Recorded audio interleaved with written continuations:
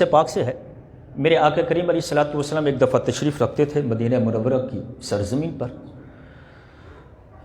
تو ایک یہودی آ گیا، آ کے عرض کرتا ہے یا رسول اللہ، یہ تو میں کہہ رہا ہوں، اس نے تو کہا کہ اے محمد، کہا کہ میں نے کنواں کھدوایا ہے کہ میں اپنی زراعت کاشت کیا کروں گا، لیکن میری بدقسمتی یہ کہ وہ کنویں کا پانی کھا رہا ہے۔ اگر آپ نبی ہیں سچے تو میرے کنویں کا پانی اگر میٹھا کر دیں تو میں کلمہ پڑھ لوں گا۔ میرے آقا نے فرمایا اچھا، واقعی پکی بات ہے، کلمہ پڑھو گے؟ پڑھ لوں گا۔ میرے آقا اٹھ کے چل پڑے، قربان جائیں حضور کی رحمت للعالمین پر۔ کیسی رحمت ہے کہ شرط بھی اسی کی پوری کی جا رہی ہے اور پھر اس کو جہنم سے بھی بچایا جا رہا ہے۔ اب حضور اٹھ کے چل پڑے، وہ اپنے کنویں کے پاس لے گئے۔ اچھا، آج کل کے جو کنویں آپ نے کبھی دیکھے ہوں تو کنویں اس وقت ایسے نہیں ہوتے تھے، اوپر سے وہ نیچے سے تو خیر گہرے ہوتے تھے لیکن اوپر سے کافی کھلے ہوتے تھے ان کے منہ، تاکہ بارش کا پانی بھی ان کے اندر آ سکے۔ ہم نے جو دیکھیں وہ تو ان کے منہ تنگ ہوتے ہیں اور اوپر سے جو ہے وہ دیوار بھی بنی ہوتی ہے کہ تاکہ کوئی چیز اندر نہ جائے، لیکن اس وقت ایسا سلسلہ نہیں ہوتا تھا۔ تو اس نے نیچے تو بنایا ہوا تھا زمین کے اندر، لیکن اوپر سے اس نے کافی کھلا، جیسے ایک تالاب کا تالاب ہوتا ہے۔ تو آقا کریم علیہ الصلوۃ والسلام جب وہاں پہنچے تو حضور نے اپنا لعاب دہن ڈالا۔ جب حضور نے لعاب دہن ڈالا تو میرے آقا نے فرمایا کہ اے یہودی، تیرا کام ہو گیا، تو نے میٹھا پانی مانگا تھا، پانی میٹھا ہو گیا۔ کہا پہلے چکھ تو لوں، تو اس نے چلو بھر کے پیا تو پانی میٹھا۔ وہاں سے ہٹا، دوسرے کنارے پہ چلا گیا، وہاں جا کر کے اس نے پھر چلو بھر کے پیا تو وہاں بھی پانی میٹھا۔ جب تیسرے کنارے پہ پہنچا اس نے پھر چلو بھر کے پیا تو پانی پھر بھی میٹھا۔ میرے حضور نے فرمایا یہ کیا کر رہے ہو؟ کہا اے محمد صلی اللہ علیہ وسلم، بات سمجھ نہیں آتی، تم نے تھوک مبارک ڈالا ہے اس کونے میں اور یہ تاثیر وہاں تک کیسے پہنچی ہے؟ وہ تو چند قطرے تھے لعاب دہن کے، وہ تو وہاں پہ میں نے دیکھے بھی ہیں، وہاں ڈلے وہاں کھڑے بھی دیکھے میں نے، لیکن تاثیر وہاں تک کیسے پہنچ گئی؟ میرے حضور نے فرمایا اللہ نے تجھے زمین دی ہے لیکن عقل نہیں دیا۔ یہ پانی کھارا نہیں ہوتا، زمین جب شور والی ہو تو پانی کھارا ہوتا ہے۔ میرے لعاب دہن نے پانی میٹھا نہیں کیا بلکہ تیری زمین کی طبیعت کو ہی بدل دیا۔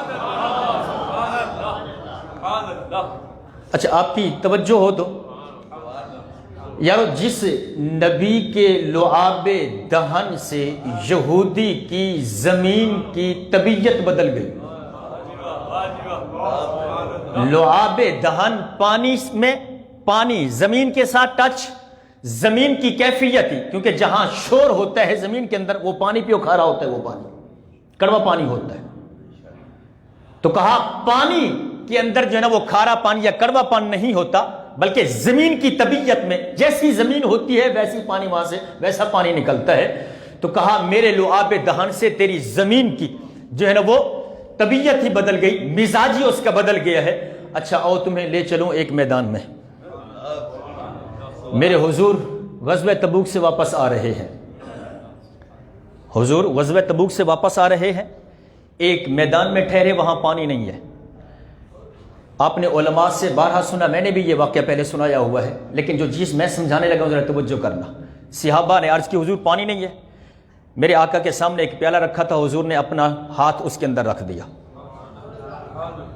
جب رکھا تو صحابہ کہتے ہیں کہ خدا کی قسم ہم نے دیکھا حضور کی انگلی کو گھائیوں سے پانی کے چشمے پھوٹ رہے تھے،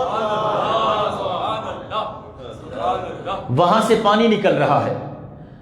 اب وہ پانی پیا صحابہ نے۔ اچھا، اب علماء کے اندر بحث چل گئی، بحث چھڑی کہ جناب پانی کون سا افضل ہے؟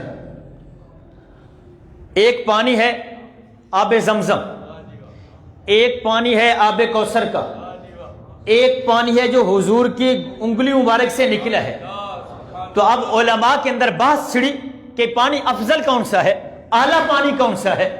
تو سب نے اس پر اتفاق کیا کہ جو پانی حضور کی مبارک انگلیوں سے نکلا ہے وہ پانی سب سے افضل ہے۔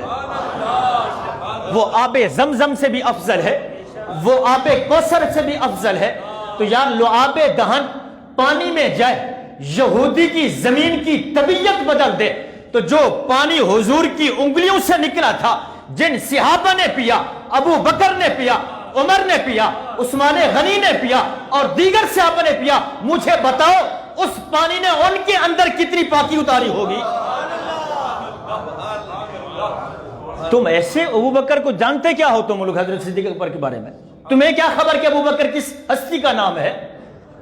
یہ وہ صحابہ ہیں کہ جن کے شب و روز میرے حضور کے سائے میں گزارا کرتے تھے۔ اللہ اکبر۔ اچھا ایک بات اور، وقت کا دامن بھی ایسے لگتا ہے کہ جیسے کسی نے پکڑا ہوا جلدی زور سے۔ آپ کی توجہ چاہوں گا، پانی کا تذکرہ چلا، اسی طرح ایک مٹی کا تذکرہ بھی سنیں مسئلہ سمجھانے کے لیے۔ ایک وہ مٹی ہے جس کی قسمیں قرآن نے ارشاد فرمائی ہے، لا اقسم بہذا البلد، یعنی وہ مٹی جس پر میرے حضور کے قدم لگے ہیں۔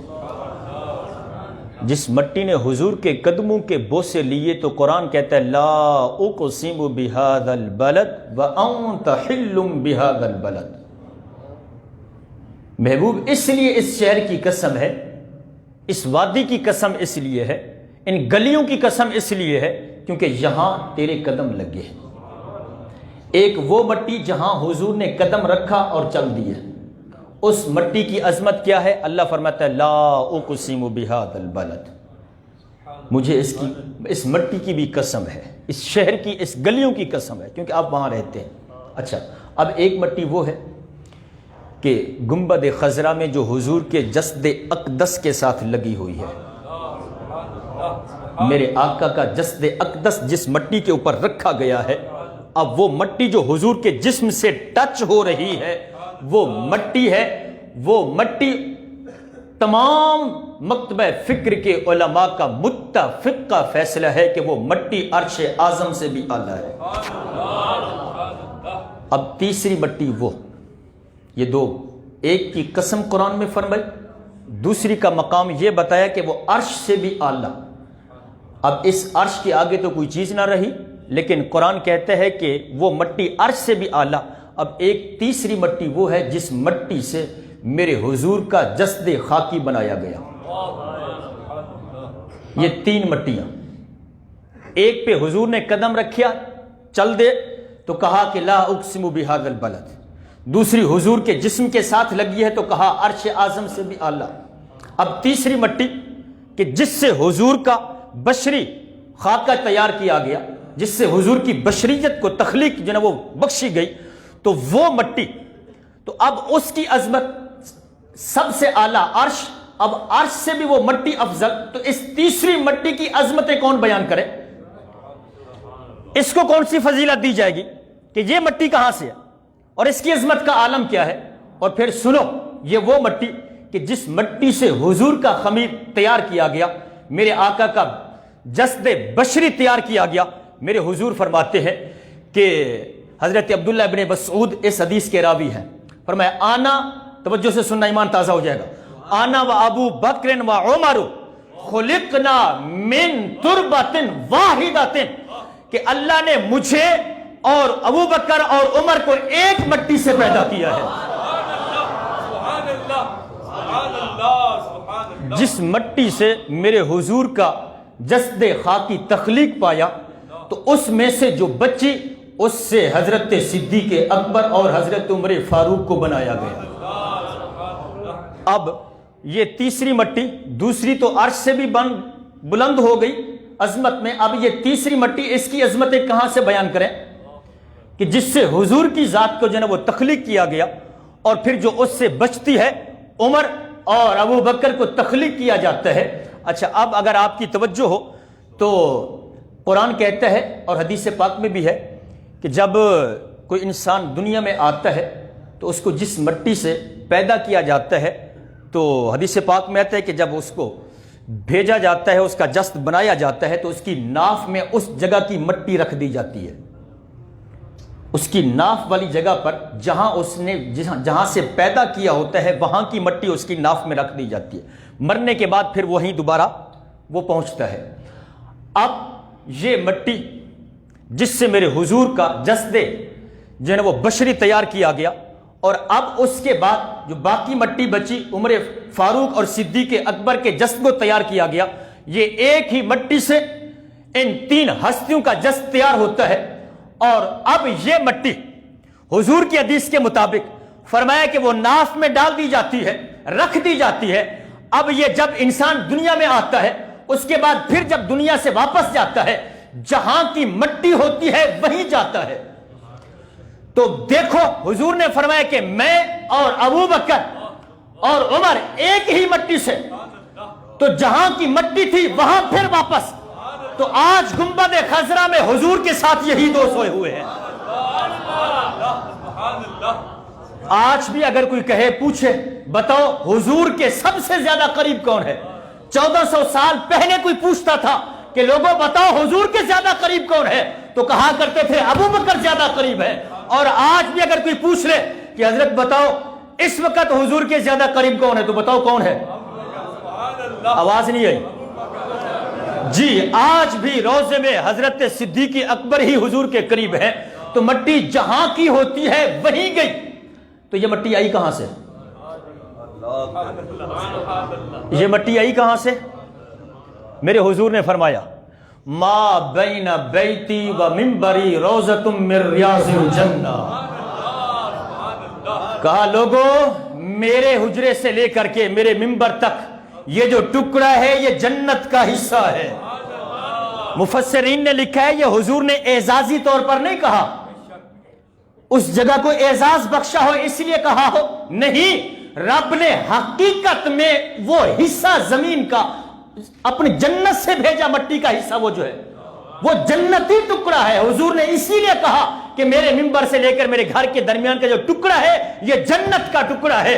اور آج بھی جب حضور کا غلام وہاں بیٹھا ہوتا ہے، رب کعبہ کی قسم ہے جنت کی خوشبوئیں آتی ہیں۔ یہ تو جو جا کے بیٹھے کبھی ان سے پوچھو نا، اور جو نہیں گئے آج کے حسین ذکر کے صدقے اللہ انہیں بھی بیٹھنا نصیب فرمائے، اسی سال ریاض الجنہ میں نوافل پڑھنا نصیب فرمائے۔ تو وہاں بیٹھے، رب کعبہ کی قسم ہے آس پاس بھی بیٹھ کے دیکھا گیا، آس پاس چلتے ہوئے دیکھا گیا، لیکن وہاں کی خوشبو اور وہاں کی ٹھنڈک اور وہاں کی ہوائیں وہ باقی مسجد میں کہیں سے نہیں ملتی، لیکن ریاض الجنہ میں وہ خوشبوئیں اور ٹھنڈی ہوائیں آج بھی مل رہی ہوتی ہیں۔ تو یہ مٹی کہاں سے آئی؟ جنت سے۔ جس مٹی سے آئے تھے یہ واپسی اسی مٹی میں، تو یہ جنت سے آئے واپسی بھی۔ اب ایک ایک بات کروں گا تو وقت نکل جائے گا، لیکن عمر حضرت ابو بکر صدیق رضی اللہ تعالی عنہ کی ذات، آئیے ذرا آپ ایمان کیسے لائے؟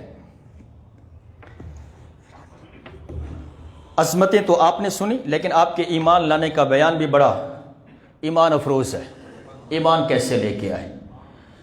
اب اگر میں عربی بھی پڑھوں گا اور ساتھ ترجمہ کر کے سمجھاؤں گا تو شاید وقت نکل جائے گا، لیکن وقت کی نزاکت کو دیکھتے ہوئے میں ذرا بات سمجھا کر کے آگے نکلتا ہوں۔ میرے حضور علیہ الصلوۃ والسلام نے جب اعلان نبوت فرمایا، ابو بکر ہم ہر وقت کرتے ہیں، اور آج ان کا یوم بھی منایا جا رہا ہے اور ان کا ذکر ہو رہا ہے، اور کائنات میں جب تک کائنات باقی ہے یہ ذکر ابو بکر کا باقی رہے گا، یہ یاد رکھو۔ اور یہ کب سے ہے؟ اور ذرا سنو۔ حضرت ابو بکر یمن تشریف لے گئے تجارتی قافلے کے ساتھ۔ اب جب وہاں پہنچے تو ایک شیخ کے ساتھ ملاقات ہوئی، اور وہ پچھلی کتابوں کا عالم تھا،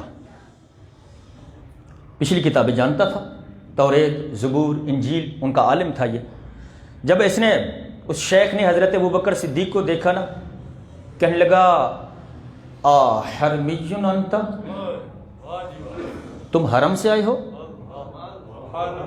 آپ نے فرمایا نعم، ہاں میں حرم سے آیا۔ قریشی انت، تم قریشی ہو؟ کہا ہاں میں قریشی ہوں۔ اچھا انت تیمی، تم قریش کے قبیلہ تیم بن مرہ سے ہو؟ فرمایا ہاں۔ اب اس نے کہا کہ اس نے بولا کہ اچھا اگر یہ ہو تو پھر ذرا جلدی سے کرو، ایسا کرو کہ اپنا کپڑا جو ہے یہ قمیص جو ہے ذرا اٹھاؤ، پیٹ سے قمیص اٹھاؤ۔ اب فرمایا کیوں؟ مجھے بتاؤ تو صحیح، میں جب سے آیا ہوں آپ نے کہا کہ حرم سے ہو، میں نے کہا جی میں بالکل اہل حرم سے ہوں۔ پھر تم نے کہا قریشی ہو، میں نے کہا قریشی ہوں۔ پھر تم نے کہا کہ جناب تم قبیلہ تیم بن مرہ سے تیمی ہو، میں نے کہا میں تیمی ہوں۔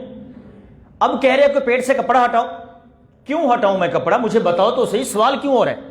لیکن مجھے آپ کے سوالوں سے یہ اندازہ ہو گیا ہے کہ تم کچھ جانتے ہو، تو بتاؤ میں کپڑا کیوں ہٹاؤں؟ پہلے مجھے بتاؤ اس کی وجہ کیا ہے۔ تو اس شیخ نے، اس راہب نے یہ کہا کہ میں پچھلی کتابوں کا عالم ہوں۔ قال اجد فی العلم الصحیح الصادق ان نبیا یبعث فی الحرم یعاون علی امر فتن و کہلا۔ کہنے لگا کہ میں نے پچھلی کتابوں میں علم صحیح میں، سچے علم میں یہ پڑھا ہے کہ جو آخری نبی حرم میں تشریف لائے گا اس کی معاونت کرنے والے دو لوگ پہلے جو معاونت کریں گے دو ہوں گے، ان میں ایک نوجوان ہوگا اور ایک ادھیڑ عمر ہوگا، اور جو ادھیڑ عمر ہوگا نا اس کی نشانیاں مجھے تم میں نظر آ رہی ہے۔ میں نے اس لیے کہا ہے کہ اپنے پیٹ سے کپڑا ہٹاؤ، کہ میں نے پچھلی کتابوں میں پڑھا ہے کہ ایک تو اس کی بائیں ران کے اوپر ایک سفید داغ ہوگا، اب کیونکہ وہ میں تو دیکھ نہیں سکتا، اور دوسری نشانی یہ ہے کہ اس کی ناف کے اوپر تل کا نشان ہوگا۔ اب ناف کے اوپر تو میں دیکھ سکتا ہوں، اس لیے میں نے کہا ہے کہ پیٹ سے کپڑا ہٹاؤ تاکہ میں اس علم کو اس کے اوپر منطبق کر سکوں کہ جو میں نے کتابوں میں پڑھا، باقی نشانیاں تیرے اندر ظاہر ہیں، اب وہ دو نشانیاں ان میں سے ایک نہیں دیکھ سکتا، ایک دیکھ سکتا ہوں، لہذا مجھے دیکھنے دو کہ تم واقعی وہی ہو۔ تو حضرت صدیق اکبر فرماتے ہیں کہ میں نے فکشفت لہ عن بطنی، میں نے اپنا قمیص جو ہے وہ اٹھا دیا۔ تو جب میں نے قمیص اٹھایا تو میری ناف کے اوپر وہ تل اس نے دیکھ لیا، وہ مجھ سے چمٹ گیا، کہا تمہیں مبارک ہو، تم ہی وہ ہو کہ جو آخری نبی کے معاون بنو گے۔ اس نے مجھے بہت ساری بشارتیں دی اور بہت سا کچھ کہا، مجھے نصیحتیں کی، اور میں اپنے کام سے آگے چلا گیا۔ کہا کہ جب واپس جاؤ تو مجھ سے ہوتے ہوئے جانا۔ فرماتے ہیں کچھ اور کے ساتھ بھی میری بات چیت ہوئی، ملاقات ہوئی، تو میں جب واپس پلٹا تو میں اس کے پاس گیا اور میں نے کہا کہ میری اب واپسی کا ٹائم ہو چکا ہے، اب بتائیں۔ آپ نے کہا تھا کہ واپسی پہ مجھ سے مل کے جانا۔ تو میں گیا تو اس نے کہا کہ میں کچھ اشعار لکھ کے دیتا ہوں اس نبی کے لیے، تو تم یہ اشعار وہاں تک پہنچا دو گے؟ آپ فرماتے میں نے کہا ٹھیک ہے، مجھے دے دو، میں لے جاؤں گا۔ اب حضرت صدیق اکبر اپنا سارا کام نمٹا کر کے جب واپس پلٹے، ابیات لے کے، اشعار حضور کی نعت لے کے واپس آئے مکے میں۔ جب گئے تھے تو حالات کچھ اور تھے، لیکن جب آئے ہیں تو حالات اور ہیں، کیونکہ حضور پیچھے اعلان نبوت کر چکے ہیں۔ اب ابو جہل اینڈ کمپنی، بڑے بڑے سردار ان کے، ربیہ، شیبہ، معید اور عقبہ اور بہت سارے، ابو البختری اور بہت سارے صنادید قریش جو ہیں، یہ یمن سے آنے والے راستے کے اوپر مکے سے باہر انتظار میں تھے۔ جو ہی حضرت صدیق اکبر کا قافلہ پہنچا تو انہوں نے کہا کہ ابو بکر تم نے نئی بات سنی؟ کہا کیا ہوا؟ میں تو ابھی آ رہا ہوں واپس۔ کہا ابو طالب کے یتیم نے اعلان نبوت کر دیا ہے، اس نے کہا کہ میں نبی ہوں۔ بھلا یہ ہو سکتا ہے کہ یتیم بھی نبی ہو؟ تو اپنی صف میں ملانا چاہا کہ تم سمجھدار ہو، تم سردار ہو ہمارے، اور ہم اس لیے رکے ہوئے تھے کہ تم آ جاؤ اور فیصلہ جو تم کرو گے، ہم نے ابھی کوئی فیصلہ نہیں کیا ہے، لیکن اس نے یہ بتاؤ کہ یہ ہو سکتا ہے کہ یتیم بھی کوئی نبی بنے؟ یہ کیسے ہو سکتا ہے؟ تو ساری باتیں سننے کے بعد حضرت صدیق اکبر نے ارشاد فرمایا کہ مجھے پہلے ان سے ملنے دو۔ وہ ہوں گے کہاں؟ مجھے ذرا ملنے دو۔ اس کے بعد پتہ چلا کہ میرے آقا گھر پر تشریف رکھتے ہیں، تو حضرت صدیق اکبر سیدنا میرے آقا کریم علیہ الصلوۃ والسلام کے پاس حضرت سیدہ خدیجہ الکبریٰ کے گھر پر تشریف لائے۔ فقرع الباب، آ کر کے دروازہ کھٹکھٹایا۔ توجہ کیجئے گا، جب حضور باہر تشریف لائے تو میرے آقا نے آتے ہی ارشاد فرمایا، یا ابا بکر انی رسول اللہ الیک و الی الناس جمیعا، الیک و الی الناس جمیعا۔ حضور نے دروازہ کھولا، آتے ہی پہلے الفاظ یہ تھے، ابو بکر میں تمہارا اور باقی تمام لوگوں کا رسول بن کے آیا ہوں۔ تمہارا الگ اور باقی سب کا الگ۔ یہ بھی تو کہہ سکتے تھے کہ یا ابا بکر انی رسول اللہ الی الناس جمیعا، اے ابو بکر میں سارے لوگوں کا رسول بن کے آیا ہوں۔ آپ بھی تو لوگوں میں شامل تھے، لیکن نہیں، کہا ابو بکر انی رسول اللہ الیک و الی الناس جمیعا، ابو بکر تمہارا بھی رسول بن کے آیا ہوں اور باقی سب کا رسول بن کے آیا ہوں۔ ایک حدیث پاک سنیں، میرے آقا کریم علیہ الصلوۃ والسلام نے ارشاد فرمایا، میں نے خواب دیکھا کہ میں نے وہاں ترازو دیکھا، بہت بڑا ترازو تھا، اس کے اندر مجھے بٹھایا گیا، میرا ایمان رکھا گیا، مجھے بٹھایا گیا، اور باقی دوسرے ترازو کے اندر پوری مخلوق، سب کو جن میری امت کو، سب اس کے اندر جتنے بھی میری امتی شامل تھے، زاہد، عالم، فاضل اور شیخ الحدیث، شیخ التفسیر، محدثین، مفسرین، صحابہ، تابعین، تبع تابعین، سب کو شامل کیا گیا۔ فرمایا جب وزن کیا گیا تو میں سب پر بھاری تھا، میرا ایمان سب پر بھاری تھا۔ پھر ایک پلڑے میں ابو بکر کا ایمان رکھا گیا اور دوسرے پلڑے میں باقی سب میری امت کو رکھا گیا قیامت تک۔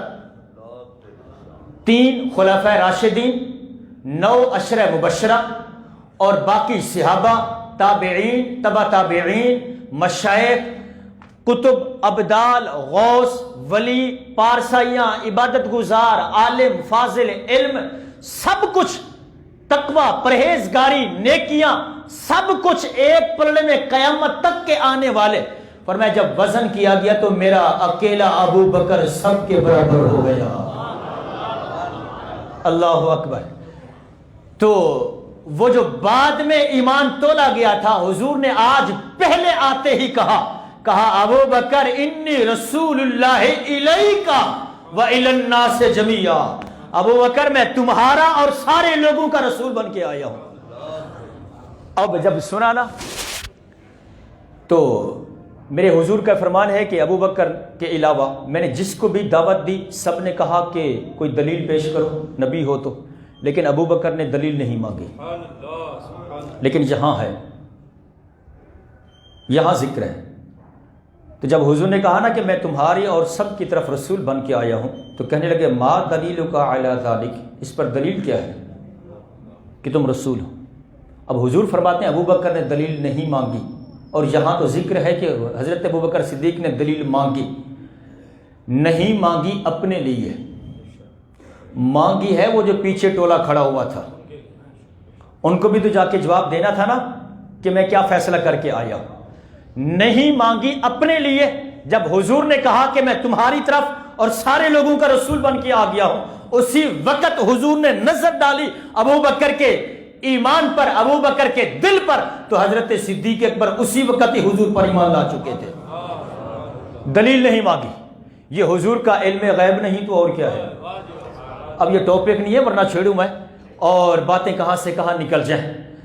اچھا اب بات مختصر کروں، جب حضرت صدیق اکبر نے پوچھا نا کہ دلیل کیا ہے، تو میرے آقا نے ارشاد فرمایا الشیخ الذی لقیت بالجمل، ابو بکر وہ راہب، وہ شیخ جس سے تم یمن میں ملے ہو، وہی میرا دلیل ہے۔ فرماتے ہیں کہ میں نے مزید دلیل کو پختہ کرنے کے لیے، کیونکہ میں 2-4 سے ملا تھا، لیکن میں اور ان کو جن کا منہ بند کرنا تھا ان کے لیے میں نے دلیل پھر مانگی۔ میں نے کہا کہ قلت وکم من شیخ لقیت بالجمن، میں تو بہت سارے شیخوں سے ملا ہوں، بہت سے راہبوں سے ملا ہوں، آپ کس راہب کی بات کر رہے ہیں؟ تو میرے آقا ارشاد فرمانے لگے ابو بکر وہی جو تمہارے پیٹ سے کپڑا اٹھا کر دیکھ رہا تھا۔ جب حضور نے یہ کہا تو حضرت ابو بکر صدیق کہنے لگے مد یادک فانا اشہد ان لا الہ الا اللہ انک رسول اللہ، کہا ہاتھ آگے بڑھائیے، میں گواہی دیتا ہوں کہ اللہ کے سوا کوئی معبود نہیں اور آپ اللہ کے سچے رسول ہیں۔ اب کلمہ پڑھا، واپس پلٹے، کمپنی ساری باہر کھڑی ہوئی تھی، کہا ابو بکر سناؤ کیا ہوا؟ کہا میں تو فیصلہ کر کے آ گیا ہوں۔